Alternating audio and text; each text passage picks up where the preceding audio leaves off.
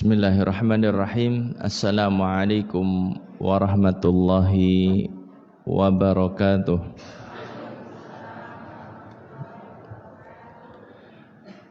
Alhamdulillahi rabbil alamin.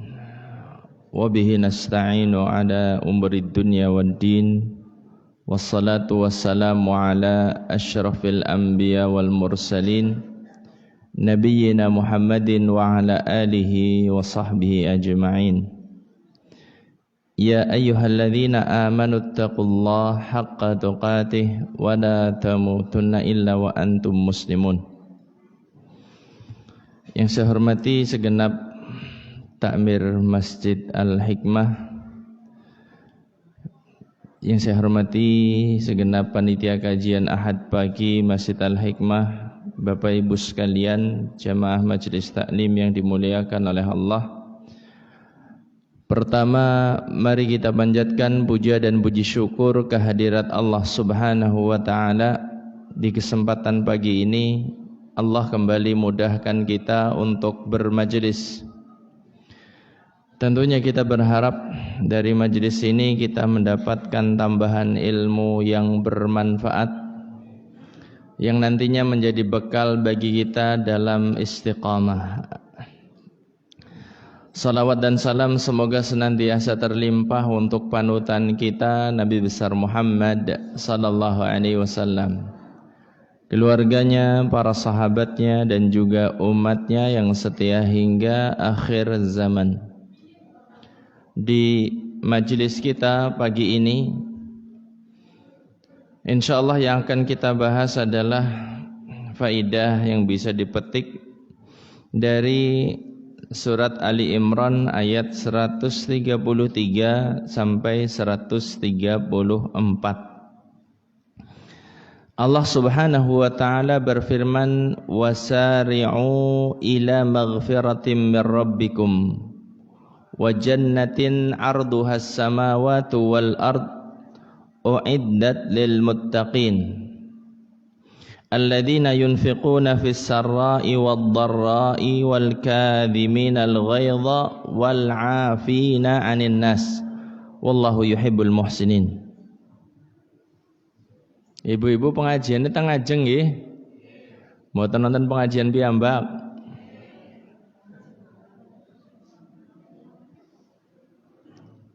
Semaraknya pengajian itu dengan mencatat, bukan kandaan dewek. Semaraknya majelis taklim itu seorang datang ke majelis taklim, duduk mendengarkan.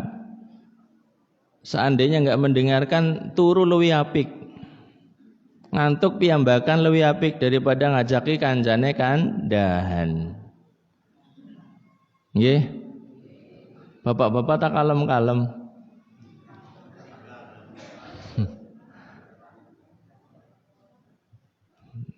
Bapak Ibu sekalian rahimani wa rahimakumullah.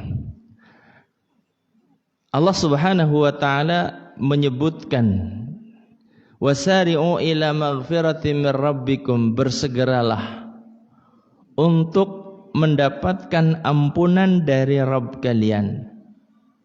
Bersegera untuk mendapatkan ampunan dari Allah, Rabb kita. Rabb itu apa? Yang menciptakan kita, yang memberikan rizki kepada kita, yang mengatur hidup kita, dialah Rabb. Allah perintahkan kita agar bersegera untuk mendapatkan ampunan dari Allah Subhanahu wa taala. Wa jannatin, dan juga bersegera untuk mendapatkan surga. Arduhas samawati wal ard, yang luasnya seluas langit dan bumi. Surga luasnya seluas langit dan bumi. Bumi aja dari sejak dulu sampai sekarang enggak pernah ada istilahnya penuh. Padahal dikumpulkan semua di dalamnya. Di akhirat nanti surga itu luasnya seluas langit dan bumi. Kalau seandainya kita mau mingser sedikit dari Pati Keraja itu kan tanah sudah ember banget. Karangendep ke sana itu kan omber mbok Pak. Masya Allah, apalagi munggah ke pereng-perengnya itu kan, Masya Allah. Sawah-sawahnya juga masih omber banget. Luar biasa sekali surga yang Allah Ta'ala janjikan seluas langit dan bumi. Yang namanya langit itu sangat luas, 7 lapis, dan setiap lapisnya itu 500 tahun perjalanan baru nembus ke yang setelahnya. Langit pertama habis ditempuh dengan perjalanan 500 tahun. Langit kedua setelahnya sama, langit ketiga seperti itu. Dan Allah Ta'ala janjikan surga yang seluas langit dan bumi tidak kepada semua manusia yang pernah hidup di dunia, masukkan ke surga beleng kabeh gitu, tidak. Yang disiapkan surga yang seluas langit dan bumi siapa? U'iddat lil muttaqin. Disiapkan bagi orang-orang yang bertakwa saja. Disiapkan bagi orang-orang yang menjalankan ketaatan kepada Allah saja, tidak lebih dari itu. Maka nanti di dalam surga itu ya benar-benar akan komplang-komplang omberepol gitu.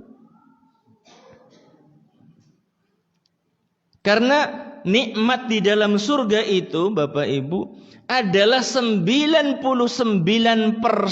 daripada rahmat Allah. Yang Allah memiliki 100 rahmat, yang satu diteteskan di dunia untuk semua manusia rebutan, yang muslim, yang kafir, yang munafik, yang ahli maksiat, semuanya dapat. Nanti di akhirat hanya yang berislam saja yang dapat. Yang diberikan 99, jalo yang apa? Luar biasa banget. Maka jangan sampai kemudian di dunia ini kemudian yang kita lihat adalah kajian ora salat kayak rupa kepenak temen.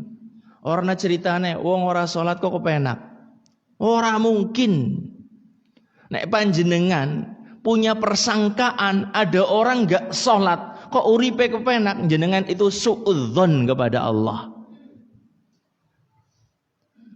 Kalau panjenengan melihat ada orang yang kaya enggak pernah mengeluarkan harta untuk zakat, kemudian jenengan punya persangkaan kepenak banget uripe ya, sehat terus, bisa plesir tekan ngendi ora, bahagia teman. Kalau jenengan sangka mereka itu bahagia, jenengan itu suudzon kepada Allah Subhanahu wa taala. Yang bahagia itu yang taat kepada Allah. Cuma kadang-kadang yang sudah taat itu enggak tahu rumus untuk bisa merasakan kebahagiaan. Rumus bahagia itu dengan melihat kepada orang yang lebih rendah, bukan lihat kepada orang yang lebih tinggi. Lihat kepada orang yang di bawahnya. Seorang akan bersyukur dengan syukur yang sangat besar kepada Allah Subhanahu wa taala. Kemudian di ayat yang setelahnya Allah Ta'ala berfirman, alladzina yunfiquna fis sarra'i wad dharra. Orang-orang yang berinfak di saat lapang maupun di saat sempit. Al-kadhiminal ghaidha, orang-orang yang mereka itu adalah bisa meredam amarah. Wal afina 'anin nas, dan mau memberikan maaf kepada manusia. Wallahu yuhibbul muhsinin, dan Allah itu mencintai orang-orang yang berbuat baik. Ini adalah terjemah bebas daripada dua ayat 133 dan 134 dari surat apa tadi? Ali Imran. Ma'asyiral kiram, Bapak Ibu sekalian rahimani wa rahimakumullah.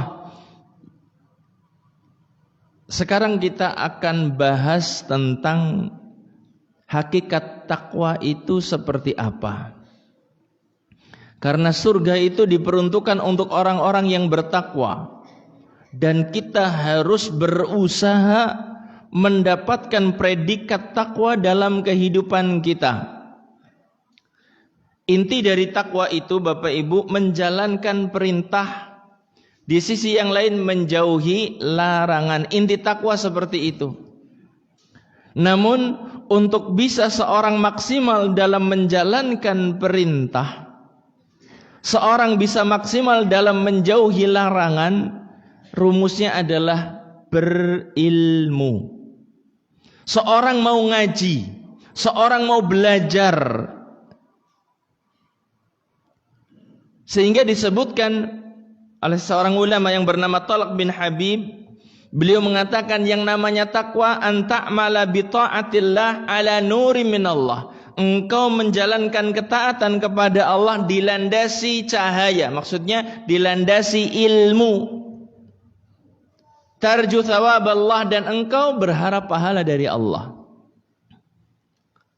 Sisi yang kedua, wa antatruka maksiat Allah ala nurim minallah. Engkau tinggalkan maksiat kepada Allah dilandasi dengan ilmu. Takhafu azab Allah, dan engkau takut kepada hukuman dari Allah Subhanahu wa taala. Seorang akan bisa maksimal menjalankan perintah dengan belajar. Seorang akan bisa maksimal meninggalkan larangan juga dengan belajar. Misalnya, seorang bisa maksimal menjalankan kewajiban terbesar la ilaha illallah, yaitu tauhid, dengan belajar. Kalau nggak mau belajar, ya kesasar-sasar tekan ngendi ora. Dilomboni dengan kalimat tauhid, ternyata di dalamnya ada kesyirikan, nggak paham kayak gitu. Perguruan bela diri namanya tauhid, ternyata di dalamnya kesyirikan. Dan itu ada seperti itu. Karena apa? Dari perguruan tersebut diajari tentang bagaimana pernafasan, kemudian memunculkan tenaga dalam, kemudian dipegangi jimat-jimat, gelang-gelang, cincin-cincin, kalung, rajah, dan lain sebagainya. Na'udzubillah. Seorang kesasar kepada kesyirikan karena apa? Gak mau belajar. Coba kalau mau belajar, insya Allah nggak bakal percaya dengan dia ditempel nang harapan pintu umay aman. Orang bakal percaya kayak gue. Kalau mau belajar, yang mau nempel seperti itu orang yang prakteknya simpel aja. Urip ora perlu zikir, ora perlu apa, yang penting pasang bae lah, guys, aman gitu. Stiker kan dijualin kan Pak ya. Tapi kalau kita prinsipnya adalah apa? Kita minta perlindungan dan pertolongan kepada Allah. Kita belajar zikir. Lumayan temen nganggo cincin langsung jadi pembesar, menjadi penguasa. Penak temen nganggo apa? Nganggo kalung, nganggo gelang, kemudian jadi apa? Orang yang diwibawahi. Penak temen seperti itu. Subhanallah, subhanallah. Dan begitu menyedihkan di masyarakat kita, yang namanya cincin, yang namanya gelang, yang namanya lawe itu si payu, Pak. Si payu. Lawe jangan tahu, Mbak? Ngerti, Mbak? Hah? Benang. Bocah panas di lawe ini gitu kan ya, dijeret nang sikil atau nang tangan atau nang weteng seperti itu. Banyu yang dicelupin, tasbih yang dimasukkan itu masih payu juga di kita. Ini perlunya kita belajar. Kalau kita belajar nggak mungkin akan percaya kepada seperti itu istilahnya. Karena apa? Di majelis taklim diajarkan ini kesyirikan. Percaya cincin, bahwasanya cincin tersebut adalah akan mendatangkan apa? Keutamaan berupa larisnya dagangan. Oh nganggo gelang kayak gie, ki kayu apa jenengan disebutkan, nanti akan mendatangkan ini fadilahnya kayak gini kayak gini. Kalau orang belajar itu langsung mengatakan lah, aku ora percaya karo gue, aku percaya sama Allah saja. Usaha maksimal, kepengen dagangannya lancar, ya sing murah golek dodolan aja kakean batine. Kan seperti itu penglaris yang nyata. Golek dodolan aja merengut bae, senyum, disapa pembeline itu kan sudah jelas rumus penglaris itu namanya.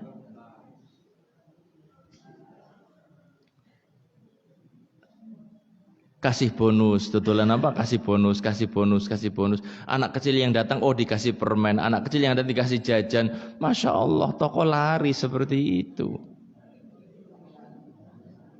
Orang sudah badi. sing tahu umrah, sing tahu haji, jenengan contoh bagaimana orang Madinah, bagaimana orang Mekah dodolan. Mbok jor-joran, silahkan cicipi, ambil sepuasnya kayak gitu, Mbok. Yang pernah umrah pernah merasakan kayak gitu, Mbok? Enggak ada yang pernah umrah di sini? Ada, Mbok?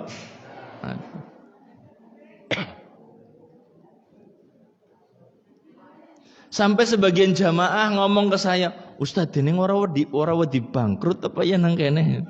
Samben wong teka, monggo cicipi kurmane, cicipi apane lagi, cicipi apa. Subhanallah, mau coklat, mau roti, mau apa saja ditawarkan. Apa ora wedi rugi ya? Astagfirullah. Kalau di kita mau ngaweh sedikit aja dah khawatir banget. Itu rumus penglaris berkah seperti itu, jamaah. Jadi tidak perlu nandur apa, ndok banyak disok nang ngisor toko kayak gitu. Ndok banyak itu loh Pak, yang gede itu, yang katanya untuk penglaris itu dikeduk tokonya ngon bagian ngarep apa nang terase gitu, dikeduk dipandem nang jero. Astagfirullahaladzim. Lah si wonten nang mriki? Nang teng masjid iki mboten wonten. Astagfirullah. Di masyarakat itu masih banyak kayak gitu. Lah nunggu serana Ustaz, nggo serana jerene kayak gitu ngomongnya. Buat nggo apa? Nggo apa namanya? Wasilah kayak gitu. La haula wala quwata illa billah. Itu kembali kepada tadi yang saya katakan, kalau enggak ngaji, orang akan kesasar kepada hal yang semacam itu.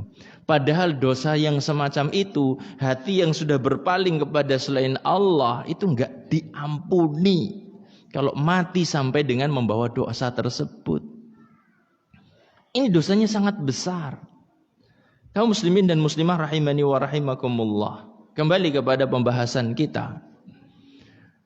Ketakwaan itu memiliki bentuk. Di antara bentuk ketakwaan yang paling penting adalah menjaga sholat 5 waktu. Nabi SAW menyebutkan bahwasanya sholat ini akan ada terus di tengah kaum muslimin. Dan sholat ini adalah ibadah yang paling terakhir akan hilang. Nanti di akhir zaman semua bentuk ketaatan akan hilang. Dan yang terakhir kali akan diambil oleh Allah adalah sholat. Yang pertama hilang dari tengah umat Islam itu adalah al-amanah. Adalah sifat amanah. Sifat bisa dipercaya itu hilang.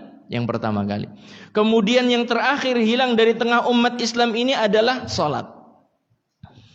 Allah subhanahu wa ta'ala perintahkan kita untuk menjaga sholat kita. Dan Allah memberikan penekanan dalam firman-Nya, "Hafidhu 'alas salawati was salatil wusta." Jagalah oleh kalian salat-salat dan juga salatul wusta. Salat wusta itu salat apa? Salat asar. Dan ini memang salat yang banyak sekali dicuekin oleh masyarakat kita. Banyak orang-orang yang ketika azan berkumandang untuk panggilan salat asar itu ya tetap dengan kesibukannya. Zuhur agak mending. Kalau asar ini memang tanggung kayak gitu. Jadi ketanggungan banget ya, ngaduk atau mana. Tanggungan banget, subhanallah. Itu waktu asar. Allah subhanahu wa ta'ala sudah mengingatkan wassalatil wusta, diberikan penekanan di sini, salat-salat yang ada dijaga dan jagalah salatul wusta. Karena memang seperti itu diabaikan, tidak diperhatikan. Maghrib ini kayaknya salat yang paling disukai. Subuh mandan anti. Isya nah, anu tontonannya rung rampung nang TV jarene. Astagfirullahaladzim. Kaum muslimin dan muslimah rahimani wa rahimakumullah. Bapak ibu sekalian yang dimuliakan oleh Allah. Di antara bentuk ketakwaan yang terpenting adalah salat. Karena ketika seorang menjaga salat, hakikatnya dia menjaga kebaikan dirinya sebagai seorang muslim. Perbaikan kita kepada salat, perhatian kita kepada ibadah salat, artinya kita sedang memperbaiki sisi kehidupan kita sebagai seorang muslim. Semua sisinya kita perbaiki. Nabi mengatakan, awwalu ma yuhasabu bihil abdu yaumal qiyamah as-salah. Yang pertama kali dihisab dari seorang hamba pada hari kiamat itu adalah salat. In saluhat saluha sairu amalihi. Kalau salatnya baik, baik seluruh amal ibadahnya. Wa in fasadat fasada sairu amali. Kalau salatnya rusak, maka rusaklah seluruh amal ibadahnya. Maka Bapak Ibu sekalian yang dimuliakan oleh Allah, kalau kita punya perhatian kepada salat, hakikatnya kita sedang memperhatikan semua amal ibadah kita. Efeknya luar biasa. Salat baik, semua ibadah bakal baik. Salat rusak, semua amal ibadah bakal rusak. Bapak Ibu sekalian rahimani wa rahimakumullah. Dan ketahuilah bahwa meninggalkan salat itu di antara dosa besar yang paling besar. Meninggalkan salat itu disebutkan oleh Imam Ibnu Qayyim lebih besar dosanya dari pembunuhan. Orang salat dosanya lebih gede daripada mateni wong. Orang salat lebih gede dosanya daripada merampas, mencuri, korupsi. Orang salat dosanya lebih gede daripada berzina, mabuk-mabukan, dan juga dosa-dosa yang lain. Itu yang disebutkan oleh Imam Ibnu Qayyim al-Jauziyah. Jangan dianggap remeh. Sebagian orang, aku ora salat tapi kan aku apik karo dulur. Aku apik karo wong tua, kebutuhan wong tua tak penuhi kabeh, dulur-dulur ya tak naini. Nek ana sing butuh ya tak nai duit, tak modali dagang dan lain sebagainya. Cuma aku urung tayang salat. Banyak orang mengatakan seperti itu jemaah. Tidak ada nilainya di hadapan Allah Subhanahu wa taala. Karena syarat seorang mengaku sebagai muslim itu syahadat dan salat. Kalau sudah enggak ada salat itu enggak layak untuk dikatakan sebagai muslim. Kayak Islam tapi orang salat kayak gitu. Sebenarnya enggak layak sudah. Non Islam kayak gitu harusnya. Lu ngaku-ngaku kok. Ngaku-ngaku dia sebagai muslim, terbukti di KTP-nya Islam. Hah? Tertulis Islam kan, salatnya belas. Apa maneh kon maca Quran, ora bakal tayang kayak gitu. Astagfirullahaladzim. Na'udzubillah min dzalik. Bapak Ibu sekalian yang dimuliakan oleh Allah, ini yang harus kita perhatikan. Dosa yang teramat besar seorang meninggalkan salat itu. Kita harus berusaha membentengi diri kita, bentengi keluarga kita. Ayo kita semangat mengingatkan anak-anak kita untuk sholat. Jaga sholat, jaga sholat. Terutama anak-anak yang sudah mungkin tinggalnya jauh, merantau untuk belajar, kuliah, dan lain sebagainya. Ingatkan, nak sholat, nak sholat. Perkara yang lain gampang. Sholat itu yang paling penting, nak. Jangan malah kebalikannya panjenengan mengingatkan sing rajin golek sinau aja kelalen salat. Harusnya dibalik, salat aja kelalen sinaune kayak gitu. Sinau itu cuma sekedar sambilan sajalah. Yang jadi prioritas adalah salat. Kaum muslimin dan muslimah rahimani wa rahimakumullah. Di dalam ayat ini Allah Ta'ala sebutkan di antara amalan orang yang bertakwa. Yang pertama adalah orang yang bertakwa itu yunfiquna fis sarra'i wad dharra. Orang yang bertakwa itu berinfak di saat lapang maupun sempit. Kadang-kadang kita berpikir kalau nanti suatu saat lapang kita akan berinfak. Tetapi apakah seperti itu akan terjadi? Kemungkinan kecil. Kalau kita di saat sempit nggak berlatih untuk berinfak akan sangat sulit nantinya. Ingat Bapak Ibu, infak, sedekah, kemudian sedekah jariyah ataupun yang lainnya, itu bukan ibadah orang kaya, tetapi ibadah setiap muslim dan muslimah. Setiap muslim dan muslimah tertuntut untuk punya infak, punya sedekah sesuai dengan kemampuan masing-masing. Ini yang harus kita hidupkan. Karena sebagian orang punya pemahaman, lo pakai bae sing infak, sing sugih, sing duwite mambra-mambra. Lho jenengan arep infak kapan? Kalau seandainya memang mampunya 500 rupiah, emang ada masalah infak 500 rupiah? Enggak masalah kok. Nabi SAW sudah mengatakan, ittaqun nara walau bisyikki tamrah. Selamatkan dirimu dari api neraka meskipun dengan separuhnya kurma. Kan paling 500 gitu kan. Orang antik. Selamatkan dirimu dengan separuh kurma. Masya Allah, itu pesan Nabi SAW. Berarti infak yang kecil itu bisa menyelamatkan kita dari api neraka jika ikhlas. Apalagi jika infaknya besar. Jamaah sekalian yang dimuliakan oleh Allah, masih teringat sekali awal saya bersama teman-teman bangun pesantren gitu ya. Itu benar-benar dari receh.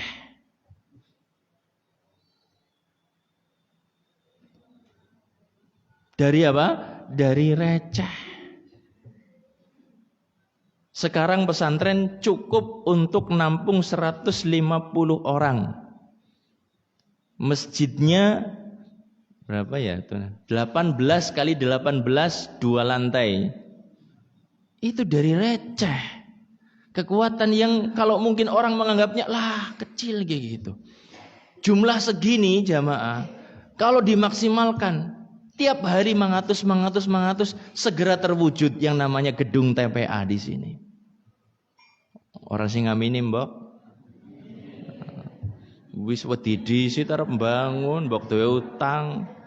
Santai bae, Allah punya cara. Jenengan mbok kepengin bangun gedung TPA? Ora. Di masjid alhamdulillah. Seandainya enggak bangun sesuatu di depan situ, gue ngapa? Sing ngopeni masjid. Kan harusnya seperti itu, ada target. Ayo diserempeng. Cung 500 nanti segera jadi kok. Kalau ada program, ada proyek sudah jalan, tukangnya ora usah kakean. 1-2 orang saja. Sing penting jalan terus, ada progres terus. Saya bangun pesantren itu sama teman-teman 2 orang tukangnya, Pak. Bangunan cukup untuk 150 orang, tukangnya cuma 2. Karena apa? Saya berpikirnya apa? Satu bisa bayar orang mumet gitu. Ternyata alhamdulillah tahun 2014 mulai peletakan batu pertama, jalan. Subhanallah, ketika ada progres perjalanan pembangunan itu, bantuan itu ada terus mangler. Ya 100 ya 1000 2000 dan seterusnya kayak gitu. Sampai sebagian orang ngomongan kaget ketika melihat pondok sudah besar, ngatakan, "Mas jenengan kepenak ya kuliah nang Timur Tengah kari ngeruk duit kang kana." Ki maring nggonku ngene, tiliki nggonku. Tiliki maring nggonku. Receh nggih semundung-mundung. Receh 500 1000. Seperti itu. Ini ibadahnya orang-orang Muslim. Yang namanya infak sedekah itu ibadahnya setiap kita, bukan ibadahnya orang yang kaya. Dan kalau panjenengan sekarang sudah konsisten istiqomah menjalankan infak sedikit, nanti ketika jenengan dibukakan rizki oleh Allah luas, jenengan ora kaget untuk berinfak besar. Karena sekarang nyatanya kalau kita jarang infak, ketika jenengan ulih umpamane uli warisan 750 juta. Dadakan blok 750 juta kayak gitu. Kira-kira metu pira? 1.000 paling mbok karena enggak terbiasa dengan infak. Padahal jenengan ora usaha apa-apa loh. Tinggal merem iki ngasuk-ngasuk ngerti-ngerti jenengan uli bagian semenek iki. Ora usaha apa-apa besi medit. Apa maning sing kesel goleng-golet, arep metu pira. Kan seperti itu. Latih diri untuk berinfak sedikit terus seperti itu. Ketika suatu saat Allah bukakan rizki yang lapang, kita akan bisa mudah berpisah dari harta kita. Karena berinfak perlu kesabaran. Sabar apa? Ya nginget, wah angel banget goleng-golet. Kesel banget wong pada teka gampang teman goleng jaluk. Jamaah sekalian yang dimuliakan oleh Allah, tanamkan dalam diri kita, infak itu ibadah setiap muslim dan muslimah. Kalau levelnya sudah sampai mukmin dan mukminah, itu tidak ada sifat bakhil padanya. Tidak bisa bergabung sifat bakhil dengan keimanan. Medit rana, nah istilah medit. Muslim ya loman kabeh, dermawan kabeh. Kaum muslimin dan muslimah rahimani wa rahimakumullah. Yang namanya infak itu sudah ada janji bakal diganti ya. Cuma kita orang percaya karo janjine Gusti Allah. Kebanyakan kita enggak percaya. Allah Ta'ala menyebutkan wa ma anfaqtum min syai'in fahuwa yukhlifuhu wa huwa khairur raziqin. Dalam surat Saba ayat yang ke-39. Apa yang kalian infakkan, fahuwa yukhlifuh, Allah Ta'ala itu bakal menggantinya. Wa huwa khairur raziqin, dan Allah Subhanahu wa Ta'ala dialah sebaik-baik pemberi rizki. Sudah ada jaminan seperti itu. Kok masih khawatir? Kalau seandainya jenengan ada punya teman, wis ganti santai bae. Utangnya disit lah, tak ganti. Mbok tenang banget. Kenapa jenengan kok percaya banget sama teman panjenengan? Ustadz aku ngerti, wong ngapikan banget. Allah lebih baik dari dia. Allah lebih mampu untuk memberikan ganti. Karena Allah ala kulli syai'in qadir, maha kuasa atas segala sesuatu. Maka Bapak Ibu sekalian rahimani wa rahimakumullah, kita tertuntut untuk menumbuhkan inilah. Akan diganti. Cuma kadang-kadang pikiran kita digantinya nang dunia gitu tok. Aku infak 1.000 di ngurung gak ganti-ganti ini ya. Lu jenengan bisa bernafas 1 jam itu lebih banyak daripada infak jenengan 100.000 kan? Bisa bernafas 1 jam aja. Organ tubuh yang mengolah oksigen di 1 jam itu, kalau dibayar dengan 100.000 ya gak bakal bisa. Jamaah yang dimuliakan oleh Allah. Kadang-kadang kita pikirannya 1.000 baliknya 1 juta, 1.000 baliknya 1 juta. Pikirannya gitu terus. Astagfirullah. Padahal kita nggak boleh beramal ibadah tujuannya cuma untuk dibalas dunia, itu nggak boleh. Itu salah niat yang seperti itu. Ibadah yang benar itu lillah karena Allah dan pengen mendapatkan balasan di akhirat, bukan di dunia. Yang namanya dunia itu pasti dikasih sama Allah. Sudah ditetapkan semuanya rizki kita kok. Nggak bakal meleset. Sebutir upah itu nggak mungkin meleset kalau itu rizki kita. Nggak mungkin.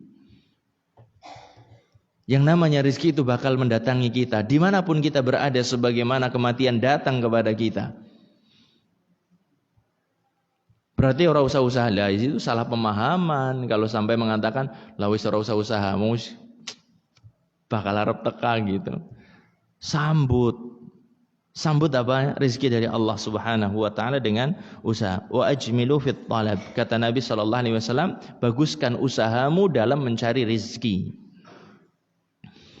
Berinfak, bersedekah Bapak Ibu dengan 2 cara. Yang pertama dengan cara terang-terangan. Yang kedua dengan cara sembunyi-sembunyi. Semuanya boleh, yang penting ikhlas. Allah Subhanahu wa taala firmankan dalam surat Al-Baqarah ayat yang ke-271. In tubdus sadaqati fa ni'mahi.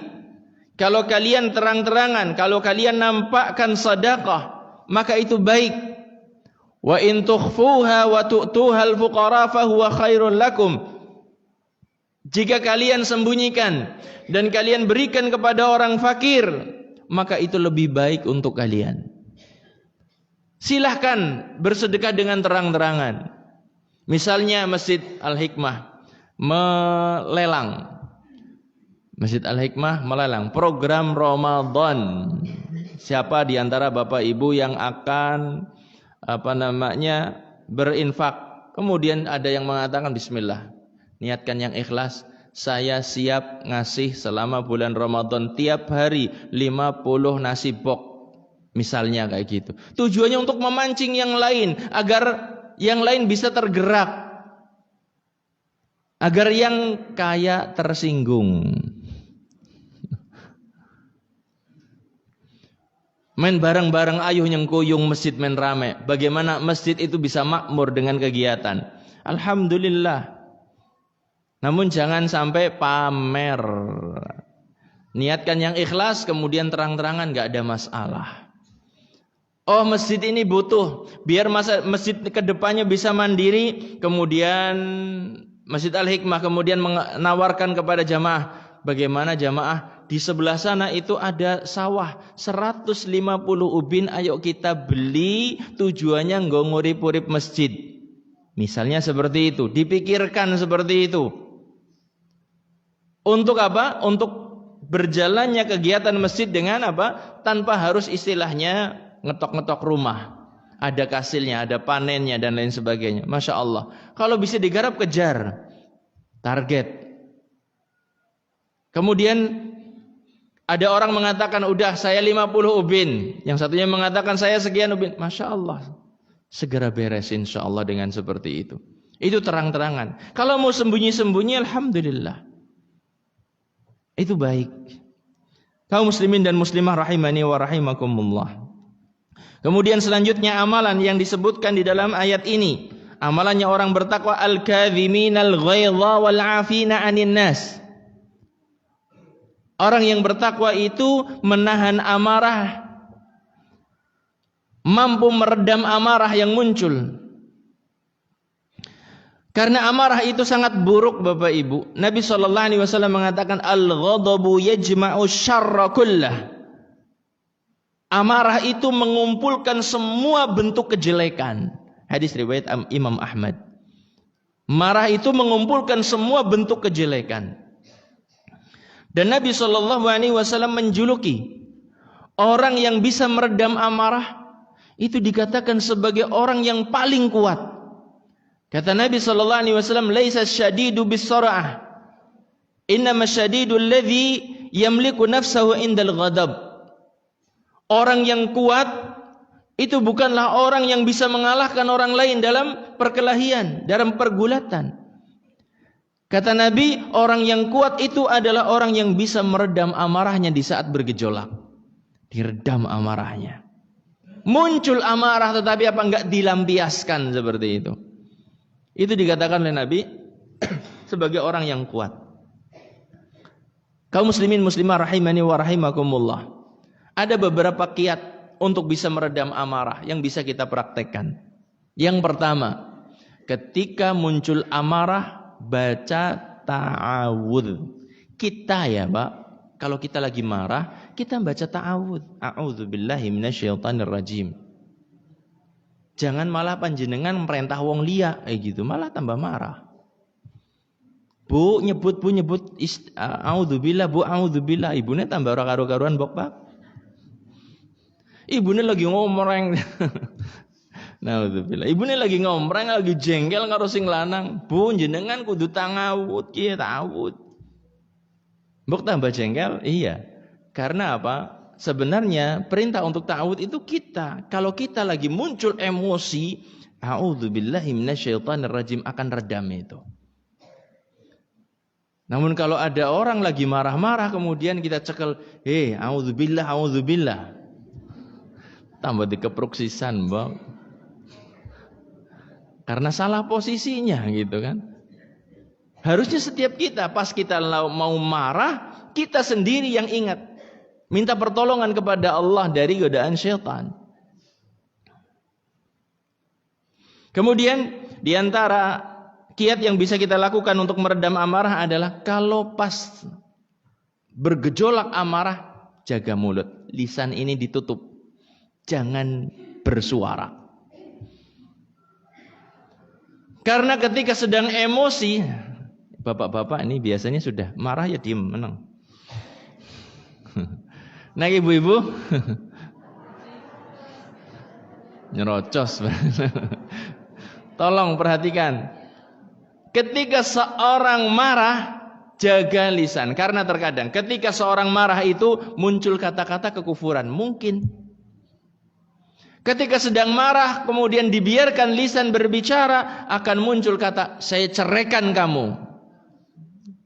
Seperti itu kan? Iya, terjadi. Kemudian melaknat, doa buruk kepada keluarga, kepada anak, kepada istri. Dalam kondisi sedang marah. Na'udzubillah min dzalik. Nabi SAW beliau mengatakan, idza ghadiba ahadukum falyaskut.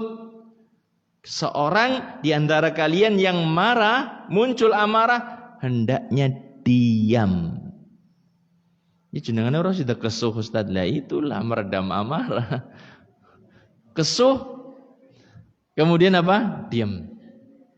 Bededeg. Gila nek ora di gue mbok darah tinggi. Ora diuliopna jare mbok darah tinggi. Astagfirullah. Tidak. Diredam. Astagfirullah. A'udzubillahi minasyaitonir rajim. Di antara cara seorang untuk meredam amarah adalah dengan berganti posisi. Kalau marah lagi berdiri, ganti posisi, duduk. Kalau duduk gak hilang juga amarahnya. Kesuh sih saya kayak gitu. Berbahan gitu, tiduran kayak gitu. Kenapa sebabnya? Tolong perhatikan. Kenapa kok lagi berdiri suruh duduk? Karena orang yang berdiri itu potensi untuk mukul, potensi untuk nendang, potensi untuk melempar itu masih ada. Tetapi ketika sudah duduk, rubah posisi untuk mendekati orang yang dimarahi itu lebih sedikit potensinya. Duduk jadi berkurang kan? Kejelekan yang mungkin tadinya kalau berdiri nyamperin pelek kayak gitu kan dua hal. Jalan kepadanya kemudian mukul. Tapi kalau seandainya dia duduk otomatis berkurang. Orang hilang juga turunan wis ora bisa ngapa-ngapa. Arab nendang ora bisa, ngampleng ora bisa, wis. Astagfirullahaladzim, kerukuban wis menang bae. Itu adabnya memang kayak gitu. Kalau dibiarkan seperti yang tadi saya katakan. Di antara juga yang bisa kita lakukan untuk meredam amarah adalah ingat sabda Nabi SAW, janji yang begitu besar bagi orang-orang yang bisa meredam amarah. La taghdab walakal jannah. Kata Nabi, jangan marah maka bagimu surga. Luar biasa banget. Ingat ini. Kalau lagi dipancing-pancing suasana, emosi dan lain sebagainya, sudah ingat hadis ini, jangan marah, jangan marah. Bagimu surga. Dan itu perlu dilatih. Ada orang-orang yang memang dari bawaan lahirnya itu gak bisa marah, ada seperti itu. Tapi kalau level kita ya perlu latihan memang. Dipancing diem. Dipancing apa lagi tinggal pergi gitu. Diem aja. Sebagian orang memang ada yang Masya Allah marahnya aja ada senyumnya gitu. Marahnya ada senyumnya, ada esemannya kayak gitu. Itu lagi marah. Nah, kalau kita ya latihan, ayo kita latihan. Ketika ada sesuatu yang datang di kehidupan kita menyebabkan masalah, maka berusahalah. Kemudian yang ketiga sekarang ini, amalan yang ketiga adalah al-afina 'anin nas, memberikan maaf kepada orang lain. Yang namanya memberi maaf itu lebih tinggi levelnya daripada menahan amarah. Memberi maaf. Bukan hanya sekedar enggak marah, tetapi apa? Memaafkan kesalahan orang lain. Faman 'afa wa aslaha wa ajruhu 'ala Allah, barang siapa yang memberikan maaf dan berbuat baik maka pahalanya adalah Allah Subhanahu wa taala yang akan berikan kepadanya. Masya Allah, jaminannya dari Allah Subhanahu wa taala.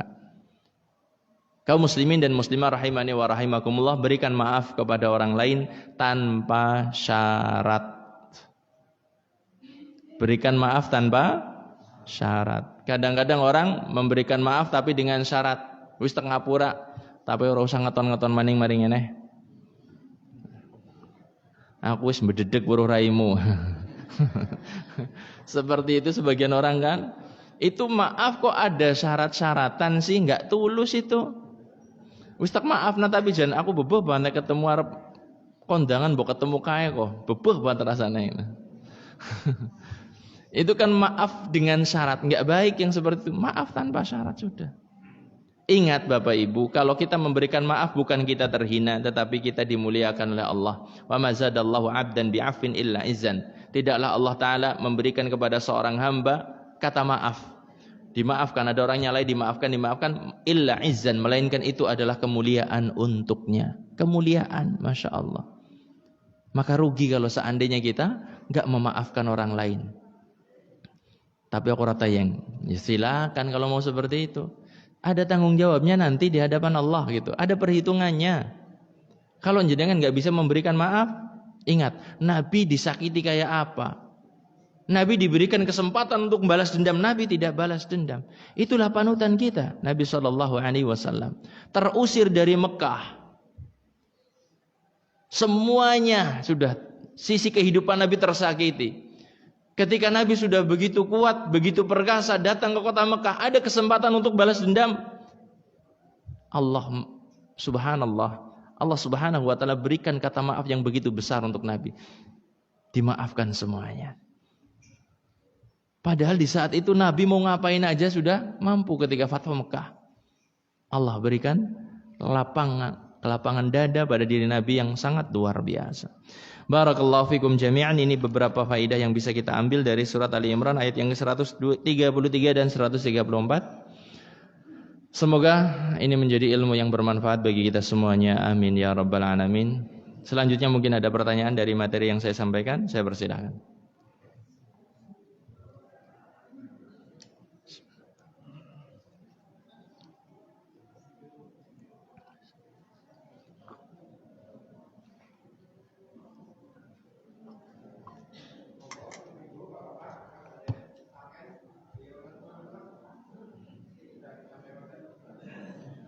Monggo silahkan Pak.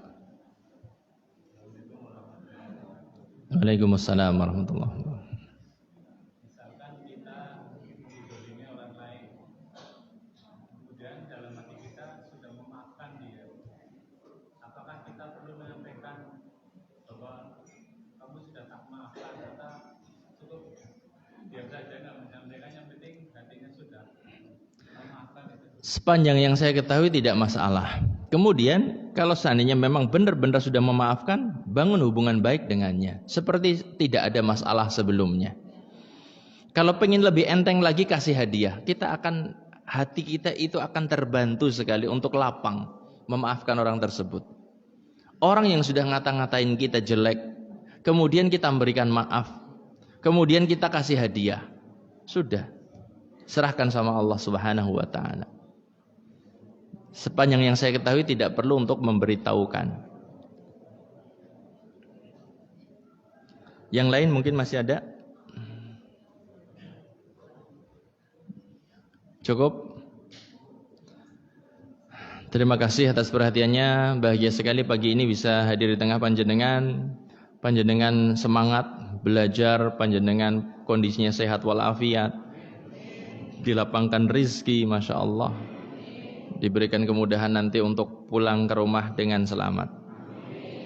Barakallahu fikum jami'an. Kita akhiri subhanakallahumma wa bihamdika asyhadu an la ilaha illa anta astaghfiruka wa atubu ilaik. Wabillahi taufiq wal hidayah. Wassalamualaikum warahmatullahi wabarakatuh.